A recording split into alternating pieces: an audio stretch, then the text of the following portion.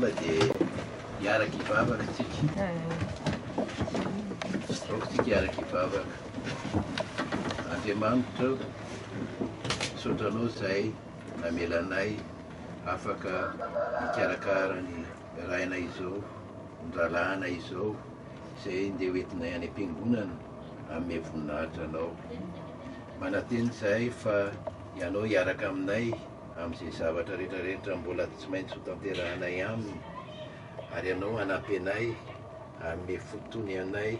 fotony ary koa sotranao ihany zahay ny zavatra rehetra tsy efa namenao azy hatramin'izay koa dia apetraka ao am-pelantananao zao fotoana rehetrarehetra mbola ho atonao izao amin'ny anaranao Jesosy Kristy tompony angatahana izany amen.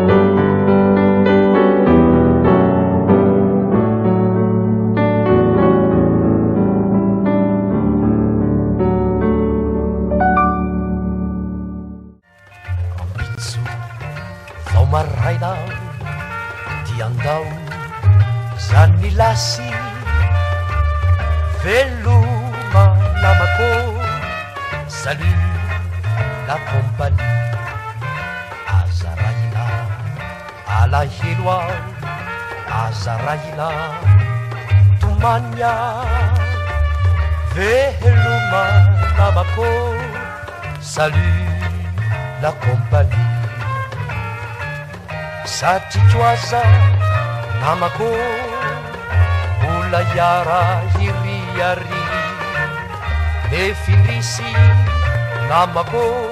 isampanahity mba fihino ranlasao azadino veloma namako salut la compagnie raha mierina ny taona manatena mbola iaona veloma namako salut la compagnie rehefa riva toy iza ka matsiaro ianare miaraha manandrabe kalo zao iriza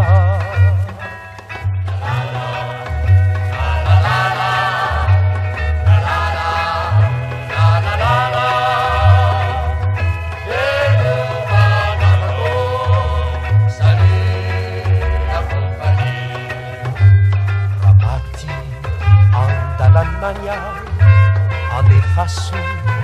voninkazo veloma namako salut la compagnie rehefa riva toy iza ka matsiaro ianare miaraha manandrapeo kalo zao